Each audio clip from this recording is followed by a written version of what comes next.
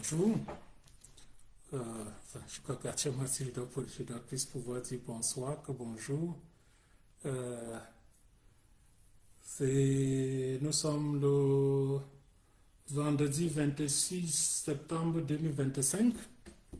Il est exactement 18h12, heure du centre, comme on dit en Amérique du Nord.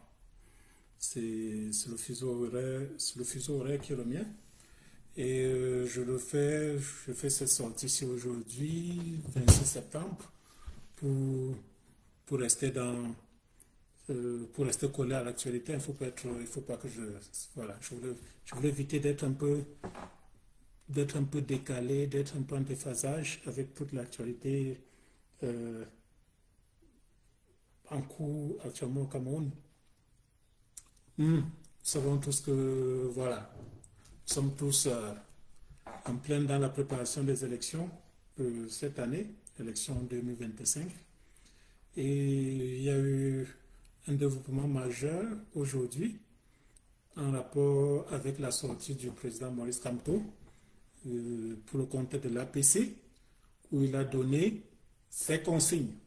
D'autres personnes vont dire qu'il n'en a pas donné, il n'a pas donné de consignes, mais il a donné des consignes. Il a donné des consignes par rapport des consignes de vote qui étaient suffisamment claires. Et que bon, je saisis la balle au bon pour pouvoir faire mienne cette sortie et vous expliquer enfin, pas vous expliquer, vous exposer les raisons pour lesquelles je fais le choix qui est le mien, qui est de dire je m'aligne immédiatement derrière le candidat Issa Chiroma. Donc, voilà. C'est ça le but de la sortie de ce soir. Vous me donnez un peu un instant, je vais faire un petit break là. Attends, c'est comment c'est bad coupe. Comment on écrit encore bad coupe. Cette chanson, c'est Ben Sekin endiablé. Bad coupe. Je ne sais plus comment l'écrire. Mais bon, on n'est pas obligé de jouer la musique. Hein. Je vais pas abuser de votre temps. Tout le monde a accès à Internet, tout le monde peut aller sur YouTube, écouter cette chanson-là aussi que je voulais, je voulais un peu, voilà. Je vous dis, le thème de ce live, c'est les raisons pour lesquelles, j'ai mis pour titre, évitons de disperser les voix. Et le thème ici, là, c'est les raisons pour lesquelles moi, j'ai choisi Chiroma comme celui qui devrait pouvoir prendre la tête du Cameroun en octobre 2025. Est-ce qu'il faut que je fasse un historique ici, là? Je dis non, je vais juste un peu essayer de relever quelques faits. Nous avons vu au courant de l'année, ça a commencé, la frénésie a commencé fin 2023 avec une vitesse de croisière qui était atteinte en 2024 autour de l'inscription sur les listes électorales. C'était devenu quelque chose de... C'était le mouvement de l'heure. Tout le monde en parlait, inscription sur liste électorale, inscription sur liste électorale. Et tout le monde voyait octobre 2025 comme étant justement le début d'une nouvelle ère pour le Cameroun. Tout le monde était convaincu qu'en octobre 2025, Paul Biya ne serait plus président du Cameroun. Pour ce qui en reste, que ce soit le vrai, le faux, ou bien il ne serait plus président de la République du Cameroun. Il suffisait de regarder les fils devant les bureaux et les cams, les fils d'enregistrement, tout le battage médiatique autour des inscriptions sur liste électorale, les différentes campagnes qui ont été lancées, inscription, vote, surveillance, défense de vote, des groupes ici dans la diaspora aussi qui s'étaient mis, qui avaient pris le train en marche, qui se sont préparés activement pour octobre 2025. Parce que quoi? Fort de cette,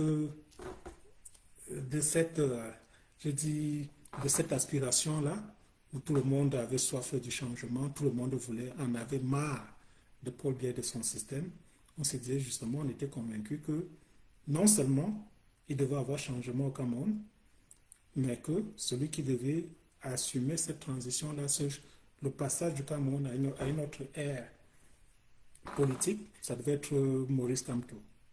C'est pour ça que des personnes comme moi, nous sommes engagés sans réserve. Hein. Moi, j'ai toujours été un support de premier plan de Maurice Kamto et je le suis d'ailleurs toujours jusqu'à ce jour. On a tout fait, on s'est mobilisé, on a fait ce qu'il fallait faire, ceux qui pouvaient s'inscrire se sont inscrits au Cameroun, ceux qui pouvaient apporter une certaine forme de logistique par rapport à cette campagne-là l'ont fait. Moi, j'étais plus dans cette deuxième dynamique-là où n'étant pas au Cameroun, n'étant pas éligible, n'étant pas un électeur potentiel, tout ce que je peux faire, c'est un soutien, voilà, un soutien matériel. J'ai fait ce que je pouvais faire de ce côté-là. Et est arrivé le mois d'avril-mai avec des campagnes, je dis justement, où on est effectivement dans la campagne électorale, ça commence à monter, le débat sur le mandat impératif et tout ça. Et il y a de l'engouement, on voit comment les Camerounais sont intéressés, chacun ouvre son dictionnaire, je dis juridique, pour essayer de comprendre certaines choses, certains termes. Parce qu'on était vraiment intéressés. On voulait vraiment, on se disait que 2025, c'est notre année.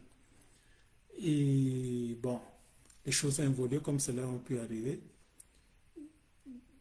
Si on l'a tous fait, c'est qu'on croyait aux élections. On croyait aux élections. On était convaincus que oui, il va y avoir changement au Cameroun par les élections. Par les élections. Enfin, les élections devaient être le vecteur de changement au Cameroun. Et c'est pour ça que nous tous nous y sommes engagés. Et puis vint la période de dépôt de candidature avec ses surprises. Le président Maurice Kamto qui démissionne du MRC, qui va au Manidem, et puis il dépose sa candidature. Elle est invalidée. Invalidée. Quand je dis invalidée, c'est un euphémisme, c'est que je suis, quelqu'un pourrait me dire que je suis de connivence avec ce régime-là. La candidature de Maurice Kamto a été sauvagement rejetée, sans s'appuyer sur une quelconque base légale et tout. Sa candidature a été rejetée, pas parce il y avait justement dit qu'il n'y a pas de fondement légal au rejet de la candidature de Maurice Kamto. La seule raison, et ça je le dis en visage découvert, je dis la candidature Kamto a été rejetée pour ce qu'il est. Il est. Il a dit ça depuis 2018 devant le Conseil constitutionnel. Les gens ont cru que c'était une blague et pourtant ce n'est qu'une triste réalité. Maurice Kamto, sa candidature a été rejetée parce qu'il est bamileke. Tout le monde, ça peut choquer certaines personnes qui jouent au naïf ou bien qui sont effectivement naïfs ici, de le dire. C'est le Bamileke Kamto qui était potentiellement le futur président du Cameroun, que l'État tribal camerounais a tout fait pour empêcher qu'il soit candidat, qu'il n'arrive pas au pouvoir par le chemin qu'eux-mêmes ils ont tracé, celui des élections. Donc, ça a surpris. Je ne savais pas qu'il pouvait aller aussi loin dans la barbarie. Je ne savais pas que, quand je dis oui, c'est une dictature une dictature féroce, mais on se disait quand même que les braquages pareils en plein jour, ce n'était pas de l'ordre du possible. Mais ils l'ont fait. Ils l'ont fait. Et puis, je dis, tout le monde a pris un coup derrière la tête. Moi en premier, ça m'a pris quelques jours pour m'en remettre. Et puis, se dit que, bon, voilà, on était dans une guerre, la guerre ici, sur le départ de l'homme Biya et de son système du pouvoir. Et puis, les élections, c'est une bataille. C'est une bataille. Bien même avant d'arriver, dans cette bataille-là, il y a plusieurs campagnes. Il y a la campagne d'inscription, il y a la campagne de dépôt de candidature, il y a la campagne de vote, il y a la campagne de surveillance, il y a la campagne de défense de vote, et ainsi de suite. Donc, mais pour ces différentes batailles-là, s'inscrivent dans le cadre global de la guerre ici, qui est la guerre de remplacement de l'homme qui est au pouvoir.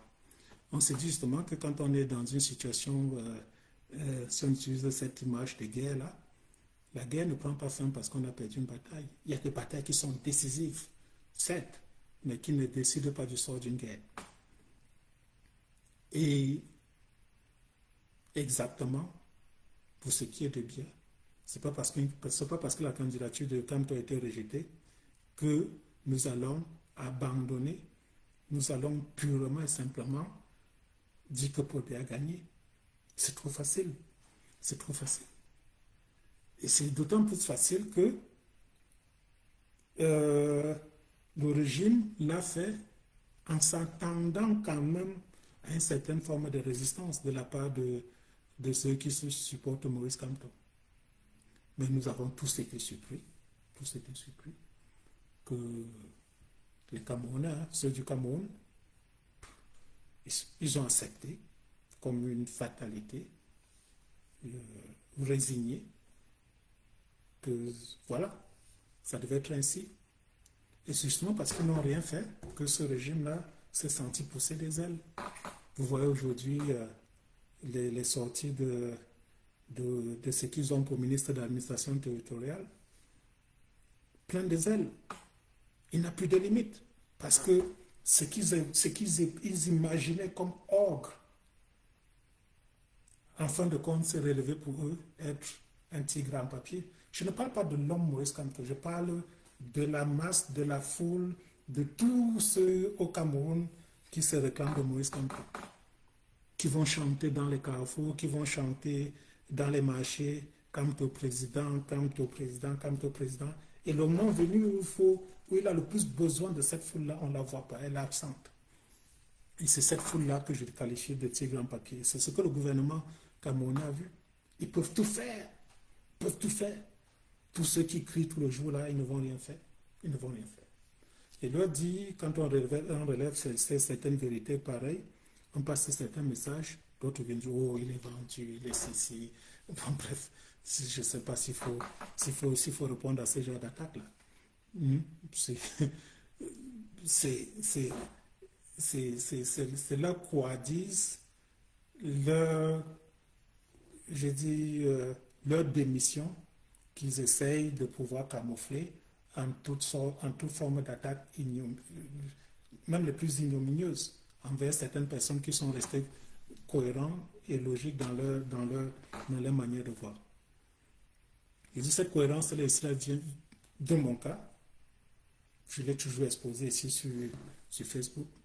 Je dis, même si on veut mettre Kamto président, même si on veut faire de Kamto président du Cameroun, le préalable, c'est que Biya doit partir.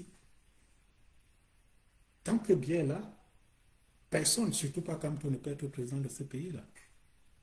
Donc, il ne faut pas essayer de brûler les étapes. On dit que oui, l'objectif pour nous, c'est de faire de Kamto président, mais quelles sont les conditions à remplir? Une des conditions essentielles à remplir, c'est de faire partir Biya. C'est pour ça que j'ai toujours dit ici que quels que soient les moyens par lesquels Biya partirait, moi, je serais d'accord avec. On dit qu'il parte par les urnes et par la paix, et dans la paix, j'applaudis. Qu'il parte par un coup d'État, j'applaudis.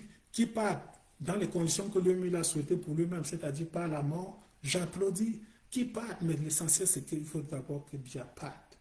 Il faut d'abord que Biya parte, avant de pouvoir penser à celui qui va le remplacer. Ok? Et c'est toujours dans cette logique-là que je suis.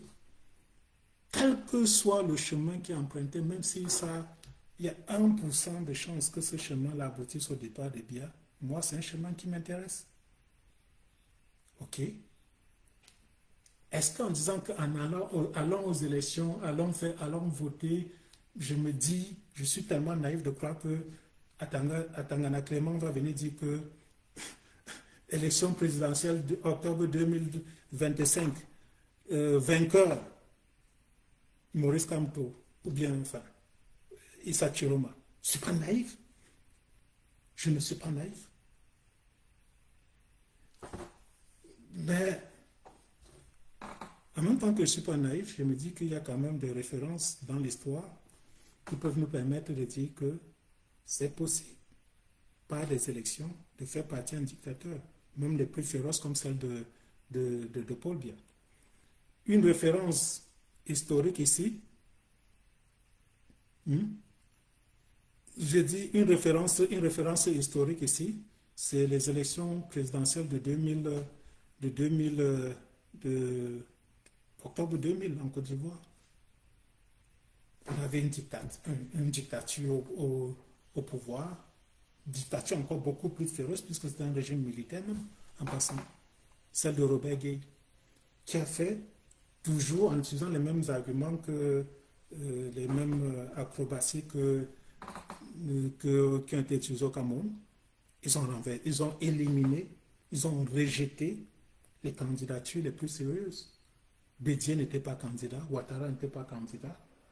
Et puis, on a pris des personnes d'illustres inconnus en se disant que Laurent Gbagbo, c'est bon, oui, c'est un challenger qui fait tout au plus 15% aux élections. On va aller et puis le président du Conseil constitutionnel va nous déclarer vainqueur et puis le tour sera joué. Mais mal lui en a pris. On est parti aux élections. Si en ce moment-là, beaucoup de gens disaient que oui, par les élections, ce n'est pas possible et tout, Gbagbo n'aurait jamais été président. Gbagbo a dit ok, il a vu une fenêtre d'opportunité, il l'a saisi, il s'est lancé. Tous les siens, même ceux qui n'étaient pas pour Gbagbo, ont pris ça comme une opportunité justement de faire tomber ce régime militaire-là. C'est donc comme ça qu'on est allé aux élections. Quand on a commencé le dépouillement, le régime militaire a vu qu'ils étaient en train de perdre. Ils ont suspendu le président de... Ils ont renvoyé. Ils ont destitué le président de la commission électorale. En plein décompte des élections, il a été destitué. C'est là où maintenant, le peuple a pris ses responsabilités. Le peuple ici, c'est ceux qui sont détenteurs de vote. C'est ceux qui ont voté, qui sont sortis pour dire à ce régime-là que on vous a longtemps laissé, vous avez fait tout ce que vous voulez, mais ici nous défendons un droit qui est un droit essentiel, c'est un droit, c'est notre propriété, ce vote que nous avons fait là nous appartient. Donc c'est comme ça que le peuple est sorti, le régime a été mis en difficulté, et c'est le candidat Laurent Gbagbo, n'étant même pas encore investi président, qui remet le président de la commission électorale qui avait précédemment été destitué, qui le remet en fonction. C'est comme ça qu'il revient et on déclare Laurent Gbagbo vainqueur. Il n'y a que ce chemin-là. Ok, c'est ce chemin-là que je vois qui est applicable au Cameroun. Le volume n'est pas très bon. Je ne sais pas, bon, enfin, que ce soit mon téléphone, que ce soit l'ordinateur, apparemment, c'est les mêmes problèmes. On va dire que forcément, peut-être le problème, c'est moi alors. Bon, je vais essayer de crier. Ça fait déjà combien? Ça fait bientôt 20 minutes que je suis en ligne. Je vais me dépêcher là pour ne pas abuser de votre temps, surtout que la qualité sonore n'est pas au rendez-vous, n'est pas celle espérée. Donc, je m'en excuse. Je dis donc que quand on dit allons aux élections, il faut y aller en étant convaincu qu'on part pour gagner, celui qui est candidat part pour gagner, celui qui part voter, vote avec l'intention de pouvoir défendre son vote. Donc je dis, j'étais en train de vouloir parler d'une certaine forme de cohérence. En 2024, on s'est dit qu'on va aller aux élections. Nous, supporters de Maurice Kamto, nous sommes d'accord que Maurice Kamto va aller aux élections et nous sommes convaincus qu'il va gagner. Dans ce contexte camerounais-là, nous sommes convaincus. On arrive en cours de route, on élimine le président Maurice Kamto et il y a certains qui disent qu'il ne faut plus aller aux élections. Ils découvrent tout de suite que le Cameroun, c'est une dictature. Mais depuis 1960, le Cameroun est une dictature. Elle est encore devenue, elle est devenue encore plus barbare depuis 43 ans. Ce n'est pas un fait nouveau. On ne découvre pas aujourd'hui que le Cameroun, il est ce qu'il est, qu'on viole les lois au Cameroun, que la loi dépend de la volonté du prince. Donc, Maurice Kamto étant écarté, nous qui avons cru, étant convaincus qu'il pouvait gagner, nous disons donc que toutes ces forces-là, Maurice Kamto ne devait pas gagner seul. Il devait gagner parce qu'il y avait certaines forces derrière lui qui étaient en mesure de le faire gagner les élections. C'est pour ça que, et dans ces forces-là, il y avait des gens comme moi. Et j'ai dit donc, si Maurice Kamto pouvait gagner seul ces élections-là, en déportant ces forces-là derrière un candidat, fût-il même un pion de billard, ce pion de billard va gagner. Je dis que fût-il un pion de billard, il va gagner. Si on met toute cette énergie, toute cette foi que nous avions à la candidature de Maurice Kamto, on la déporte, on la met derrière un candidat, ce candidat gagne les élections. On aurait pu aussi faire, si on regardait aussi le cas sénégalais, où Sonko, il est en prison, sa candidature est invalidée, toujours en utilisant les mêmes stratégies qu'au Cameroun, avec une barbarie indescriptible. Sa candidature est rejetée. Sonko aurait pu rester et dire, ok, bon, allez voter tout le monde, sauf le candidat sortant, sauf le parti au pouvoir. Diomaye Faye ne serait pas président aujourd'hui. C'est pas parce que, je dis, quand je vais encore revenir dans le cas de cohérence ici. Nous étions convaincus que Kamto devait gagner les élections en 2025 avec ou sans coalition. Il n'avait pas besoin de coalition pour gagner. Ça, c'était un des éléments de base de notre raisonnement. OK?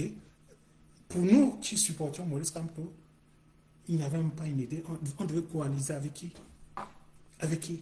Avec Cabral, avec Ossi, avec Taimono Njoya, avec, je ne sais pas, Bouga, je ne connais pas les noms, je ne connais pas les candidats. Avec qui pourrions-nous coaliser? On a fait la campagne ici, on a dit que le débat sur la coalisation de l'opposition, c'est un débat qui est mené et entretenu par le RDPC. Ce sont les arguments de langage de ceux qui supportent le RDPC, la coalition. Oh, allez coaliser, allez coaliser, allez coaliser. Vous voyez comment une opposition aussi désunie peut nous gagner. Nous qui couvrons tout le pays, ils viennent désunis, ils croient qu'ils peuvent nous gagner. Et nous, on a dit que non. Le peuple il est suffisamment intelligent pour savoir ce qu'il faut faire. En prenant effectivement le cas du Sénégal, il y avait 17 candidats, mais il y a un qui est sorti vainqueur au premier tour, avec plus de 50% de résultats en sa faveur. Et justement, on ne peut pas passer d'une extrême à une autre en se disant qu'ok, avec ou sans coalition, nous devons gagner. Et puis on se dit aussi, on vient aujourd'hui pour dire que sans la coalition, impossible de gagner, il va y avoir dispersion de voix. Je dis non. C'est pas sérieux. C'est pas sérieux de tenir ce genre de discours aujourd'hui. Venant de ceux qui ont dit que un candidat seul, le candidat que je supportais, Maurice Kamto pouvait gagner seul, sans coalition, sans coaliser. Et parce qu'il est éliminé, on se dit que personne d'autre ne peut gagner sans coalition derrière lui. Je vous dis justement, si on était convaincu qu'étant seul, on pouvait gagner sans coalition, on déporte cette force-là derrière un autre candidat, ce candidat automatiquement gagne. Si on dit le contraire, c'est qu'on a un problème avec soi-même, on a un problème de logique personnelle. Donc, pour éviter justement des arguments que je suivis pour dire, ok, comme Issa Chiroma, Bello Bouba Maïgari n'arrivent pas à s'entendre, il y a un risque de dispersion de voix, que chacun aille se débrouiller. Je dis que non, non, non.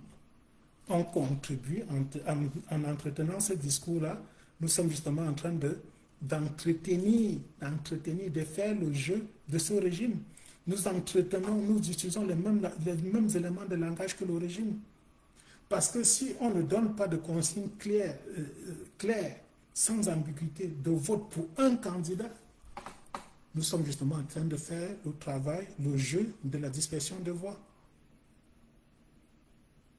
Nous faisons le jeu de la dispersion de voix. J'ai eu à faire une publication ici, là, sur ma page, mon profil Facebook, où je vous ai parlé des 4 membres du MRC. C'est une autorité publique. Il y a dans le MRC des gens qui jouent le jeu du régime, les pro-bières. Il y a dans le MRC des gens qui sont pour Bello Bouba Maïgari, les pro-Bello. Il y a dans le MRC des gens qui jouent le jeu d'Issa Chiroma, les pro-Chiroma. Et il y a la colonne vertébrale du MRC, des gens qui sont fidèles à un homme, qui sont fidèles à Maurice Kamto. Ça fait 4 membres. Donc, du coup, quand on reste comme ça, on dit qu'on ne donne pas de consignes, ces différentes tendances-là vont se partager le butin. Ces différentes tendances-là vont se partager le butin MRC. Or, en le disant, en sortant avec un message clair, okay, ils n'arrivent pas à s'entendre, nous prenons notre responsabilité, on s'aligne derrière tel candidat et on avance. Selon le mérite de la clarté, selon le mérite je veux me répéter ici, de la clarification du jeu électoral. En ce moment, tout le monde devait savoir, ok, si on a pensé que Kamto pouvait gagner et que maintenant, voilà celui qui était désigné comme le choix, le favori de Maurice Kamto, on aurait facilité la tâche. On aurait facilité la tâche aux électeurs, à ceux qui croient en nous. On ne devait plus être en train de spéculer. Je dis, ne pas donner de consignes claires, c'est jouer le jeu de la dispersion de voix. Au lieu même, le message, le moindre mal pour moi, aurait été de sortir et dire que abstention, n'allez même pas voter, ça aurait été plus cohérent de mon point de vue. Au lieu de dire, votez selon votre conscience. Moi, j'ai toujours, et je pense, et je le suis d'ailleurs, j'ai toujours pris fait et cause pour Maurice Kamto. Je n'ai jamais trouvé dans son parcours, dans sa trajectoire politique, un quelconque faux pas de sa part. Je peux être naïf sur ce coup-ci, je peux être en train de me tromper, je peux être en train de croire que ici, là, fait un faux pas. J'espère de tout cas avoir tort. J'espère de tout cas avoir tort. Mais quand je vois le leader, Maurice Kamto, refuser de prendre position ici, à un moment aussi critique, où tout le monde attendait de sa part. Je dis que beaucoup, hein, quand je dis tout le monde, je ne parle pas des gens qui sont... ok. Beaucoup attendaient de voir dans ces circonstances tout douloureuses et surtout traumatiques pour les gens qui croyaient en lui comme moi. Nous avons été tous traumatisés. On s'espérait, on voulait voir un leader qui devait nous donner des raisons d'espérer et non pas nous laisser à notre propre sort et non pas demander aux gens qui sont toujours inspirés de lui pour agir et non pas leur demander de se débrouiller, parce que c'est le message qui nous a été passé aujourd'hui. Allez vous débrouiller. Allez vous débrouiller. Je dis, c'est ce que je n'arrive pas à comprendre dans la sortie du président Maurice Kamto de ce jour. De nous avoir je ne veux pas dire abandonné, de nous avoir livrés à notre propre sort, sans direction claire. Parce que je dis, il y a beaucoup d'entre nous qui sont là, ces fervents supporters, qui n'avons pas de visibilité. On ne sait pas pourquoi faudrait-il voter plus pour Chiroma que pour Bello. Pourquoi faudrait-il voter plus pour Bello que Chiroma? Pourquoi ne pas voter à Keremuna? Il y a des gens qui se posent ce genre de questions. Mais lui, fort de sa science, fort de sa connaissance du lendemain politique, fort de sa volonté réelle de changement au Cameroun, aurait pu être là pour nous aiguiller, pour nous montrer, continuer toujours à nous montrer le chemin à suivre. C'est ce qu'il fait depuis 2018. Il nous a toujours dit, faites comme ça, et on l'a suivi les yeux fermés, sans se poser de questions. Sans se poser de questions. Donc, je dis juste, je suis en train de relever ces faits-là, avec gravité, pour dire que je me suis, à titre personnel, senti un peu... J'ai eu le sentiment d'abandon. J'ai eu ce sentiment d'abandon.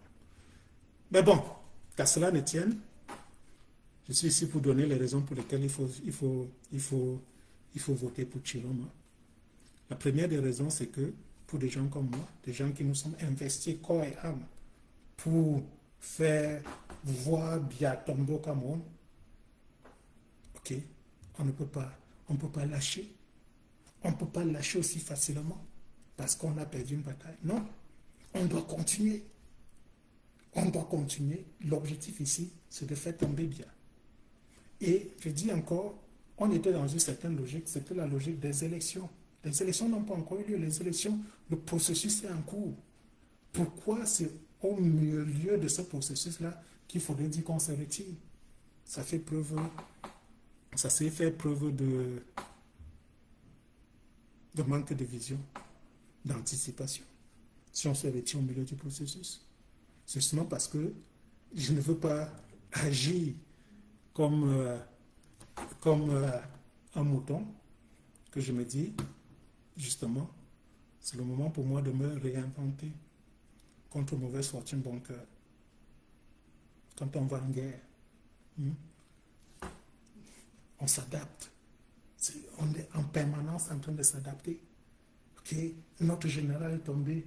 Quel est le leader qui peut nous faire avancer? On cherche, on prend, jusqu'à ce qu'on voit qu'il ne peut pas, on le met de côté, on prend. Mais on a toujours pour motif, pour ambition d'avancer, d'aller à l'objectif. D'aller à l'objectif. L'objectif ici étant toujours de faire tomber Biya et son régime. Voilà la première raison. Je dis, je ne renonce pas, je ne renonce pas.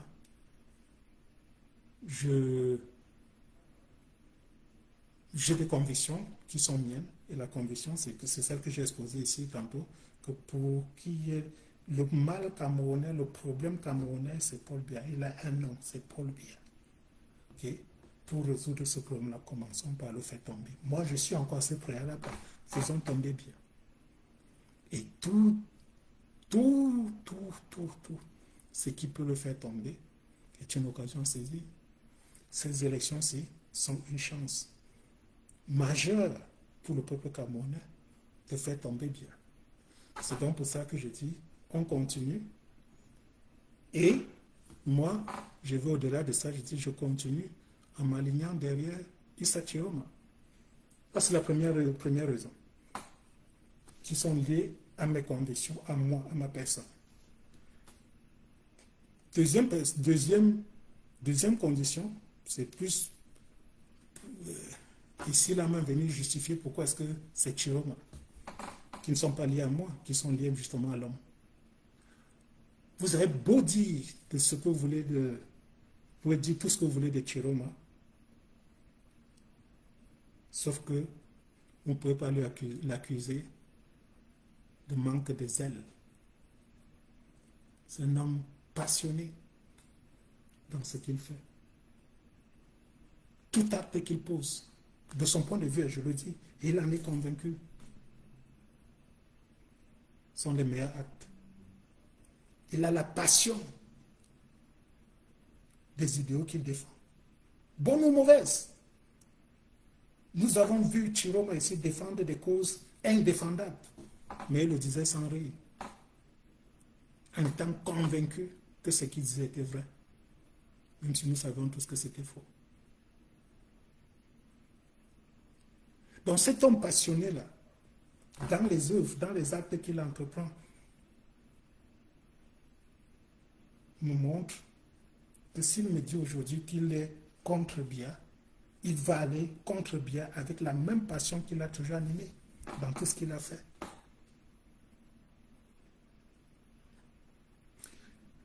Chiroma, il démissionne. Concours de circonstances, on élimine le candidat le plus sérieux à ces élections-ci. Tous les actes que Chiroma a posés depuis qu'il a démissionné, depuis qu'il a démissionné, ce sont des actes en direction de l'électorat de Kamto. C'était pour venir conquérir des gens comme moi. Et il a su le faire. Sa main n'a pas tremblé quand il était question de virer Jeanne Soga de son parti. Sa condamnation de l'élimination de Maurice Kamto à l'élection présidentielle a été sans ambiguïté. Son discours, ou bien ce qu'il nous montre comme étant la position d'un homme qui est pour la justice, qui est contre les discriminations au Cameroun, ne peuvent que nous rassurer. Et que même si c'est un jeu, il le joue très bien.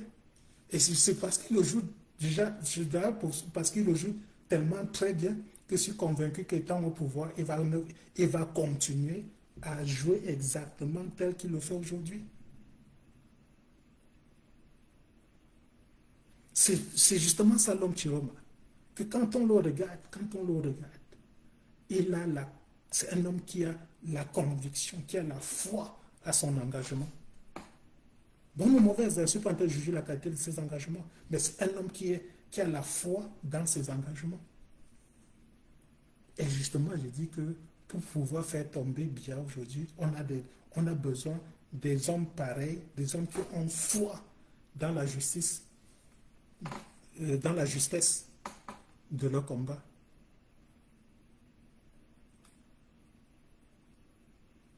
C'est pour ça que je dis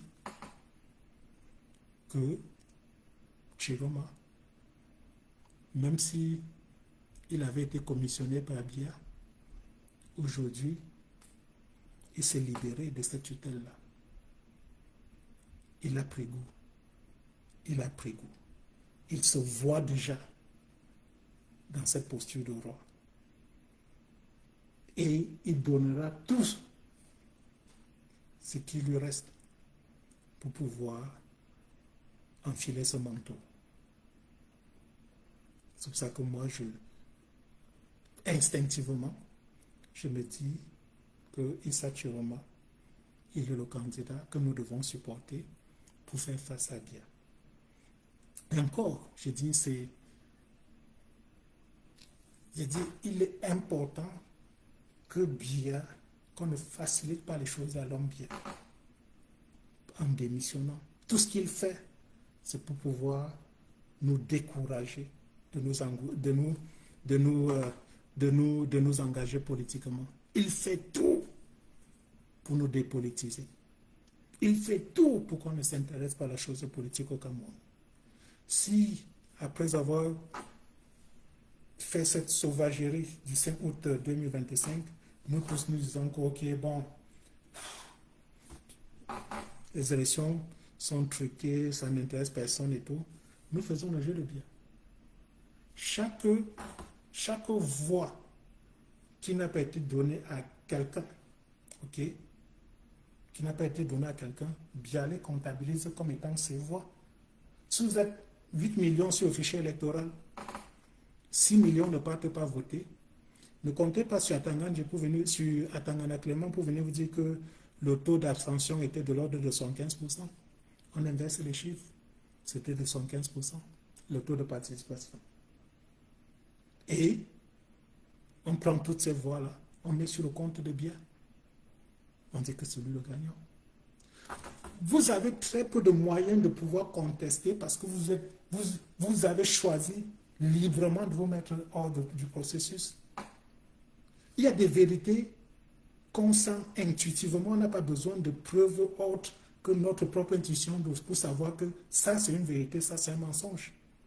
Si le jour des élections, vous voyez que vous avez des files à n'en pas finir devant les bureaux de vote, et qu'on vient vous dire que le taux de participation était de 40%, vous allez dire que c'est faux. Si dans cette file-là, vous voyez, vous êtes rien qu'avec des semblables qui vous ont dit qu'ils ont voté exactement comme vous, et qu'à la fin de la journée, même sans avoir vu les résultats, on vient vous dire que votre candidat a perdu, vous allez dire que c'est faux. Ça vous donne la foi, ça vous donne les moyens d'aller revendiquer. Et c'est là la faiblesse de certains discours, c'est là où se trouve la faiblesse de certains discours que j'entends aujourd'hui. Quand on dit que, oh oui, la solution, c'est une révolte populaire. Mais le peuple va sortir sur la base de quoi? Quel est l'élément déclencheur? Quand vous voyez ce qu'on va appeler le triangle de fer, il faut un combustible, un carburant et une source de chaleur. Si ces trois éléments-là ne sont pas réunis, il n'y aura jamais de feu. Le feu ici étant entendu, cette fameuse révolution populaire-là. Le combustible est là. Le carburant est là. Le combustible, le peuple, le carburant, c'est les conditions misérables dans lesquelles ce peuple a vie. Et puis maintenant, la source de chaleur doit être l'élément déclencheur de cette révolution. Cette source de chaleur-là peut être les élections d'octobre 2025. Venez dire seulement que oui, il faut la révolution, Mais essayez d'établir ce triangle de feu et voyez si vous avez les éléments qui sont réunis pour pouvoir établir ce triangle-là. S'il n'y a pas de carburant, vous le trouvez. S'il n'y a pas de combustible, vous le trouvez. S'il n'y a pas de source de chaleur, vous le trouvez. On a le carburant, on a la chance qu'on a déjà le carburant, on a le combustible. On n'attend plus que la source de chaleur. Et cette source de chaleur-là peut venir d'un fait aussi banal que le trucage lors des élections d'octobre 2025. Il ne faut pas qu'on passe par perte et profit cette opportunité-là.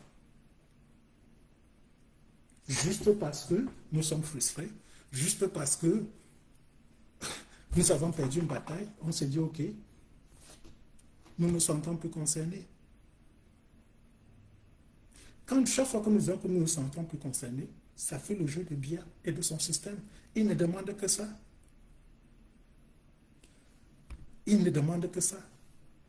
C'est pour ça que je vous dis, je conjure tous ceux qui sont donnés la peine d'aller s'inscrire sur les listes électorales en 2023, 2024 et même 2025. N'abandonnez pas votre combat. N'abandonnez pas.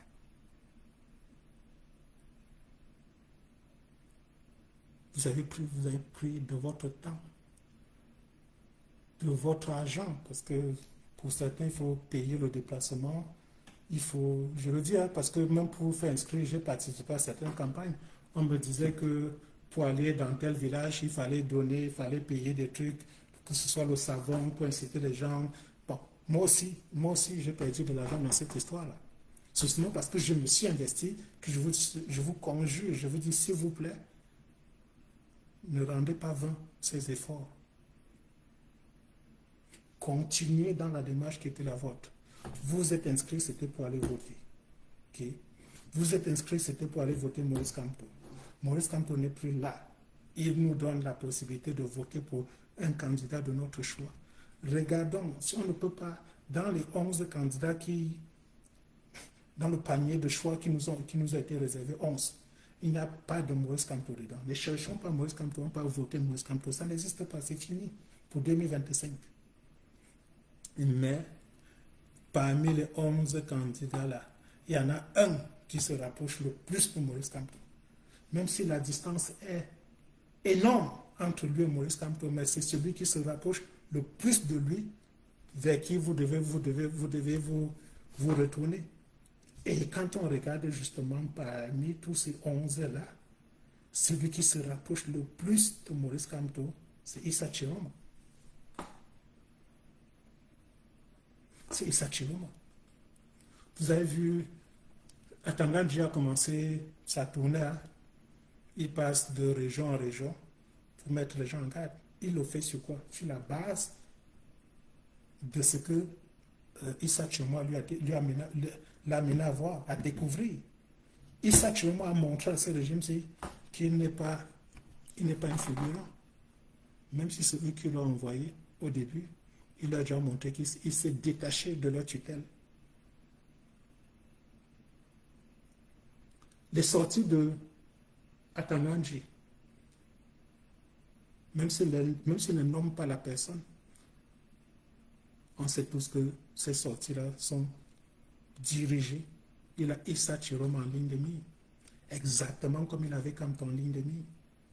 C'est juste pour dire que celui qui se rapproche le plus de Kamto, c'est Issa Chiroma. Donc si on devait voter Maurice Kamto, je dis, allons aux élections, on vote Chiroma. Ça serait un vote utile. Ça serait un vote utile. Ce discours me semble plus cohérent et même plus apaisant vis-à-vis de nos douleurs. On s'est donné trop de peine pour arriver à 2 semaines des élections et dire qu'on ne croit plus aux élections. Il y a un problème de logique là. Ce n'est pas à 2 semaines des élections qu'on va constater que ce n'est pas un chemin qu'il fallait prendre. Je vous dis encore, nous savons tous que aller voter seul ne suffit pas. Ne suffit pas. Laisser, si on reste les bras croisés, on part voter, on reste comme ça les bras croisés, on écoute la radio pour entendre le nom du vainqueur. Le nom qui sortira de là, c'est Paul Biya, sans aucun doute. Ils viendront déclarer que c'est Paul Biya qui est vainqueur. Mais si nous restons mobilisés, déterminés à faire partie Biya, par les élections, qui est la source de chaleur dont je parlais tout à l'heure, là, pour pouvoir établir le triangle de feu. Les élections, ça doit être la source de chaleur qui doit faire partie Biya. Donc pour tous ceux qui viennent parler de révolution, machin, ceci, tant que le peuple ne sort pas par la rue, ils vont sortir pourquoi? Oui, la source de chaleur. Moi, je suis en train de vous donner cela. Je veux dire, il s'agit de quoi? C'est pas... C'est évident. Hein? C'est pour ça que ce régime fait feu de tout bois pour éviter que cette source de chaleur-là ne se manifeste.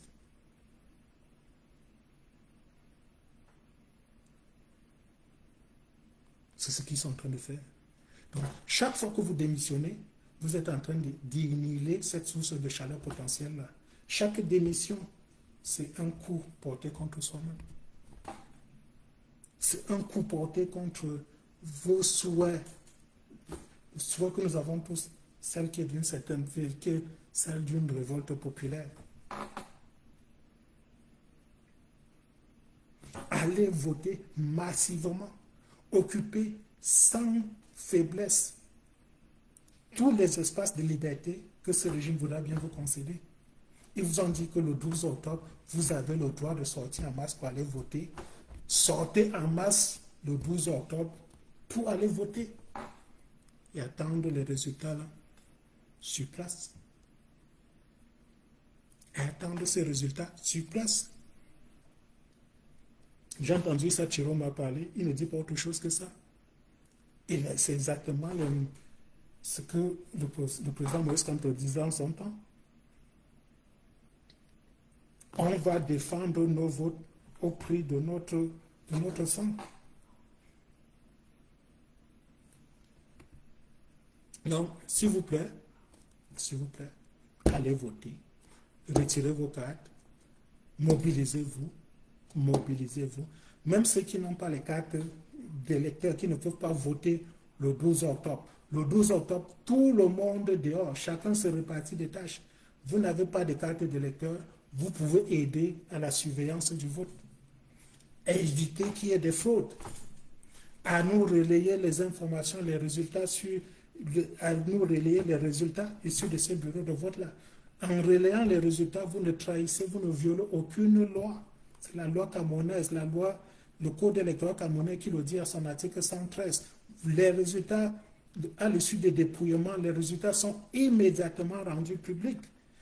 Donc, tout le monde, tous ceux qui sont au Cameroun, même ici à l'étranger, dans les ambassades, à Paris, à Washington, à Ottawa, on investit tous ces espaces-là où il y aura le vote pour contraindre ce régime-là à publier les résultats tels que sortis des bureaux de vote.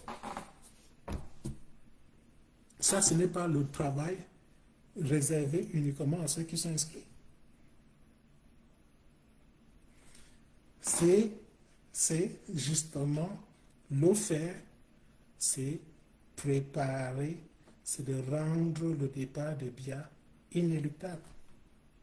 Toute autre attitude que celle-là, c'est faciliter, c'est de dire à Biya qu'il peut mourir tranquillement au pouvoir.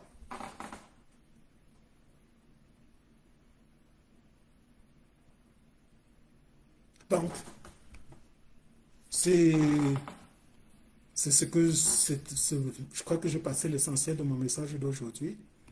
On évite de disperser nos voix. Je lis un commentaire ici. Lumière Trésor, la coalition, c'est pour susciter les militants de tous les partis, de tous ces partis de sortir au même moment. Or, les partisans de Bello et Chiroma avaient déjà décidé de voter pour Kamto. Et leur démission a alors séparé ces militants, d'où la nécessité de les rassembler. Non, ils ne vont jamais, je dis, il ne faut pas croire à une coalition entre Issa Chiroma et Bello. Je dis, quand on veut planifier quelque chose, quand on va agir, on utilise l'hypothèse la plus défavorable comme étant base de travail. Ok, j'ai choisi Chiroma, j'avance avec. Si en cours de chemin, équalise avec Bello, c'est encore mieux. Mais le choix a déjà été fait. Il ne doit pas avoir d'ambiguïté dans ce choix qui a été fait. Il faut bien partir, il faut prendre des hypothèses, assumer une des hypothèses et avancer avec. On ne peut pas rester là à spéculer. Ils vont peut-être coaliser, ils vont faire ceci, ils vont faire ça. Non, ça empêche d'agir.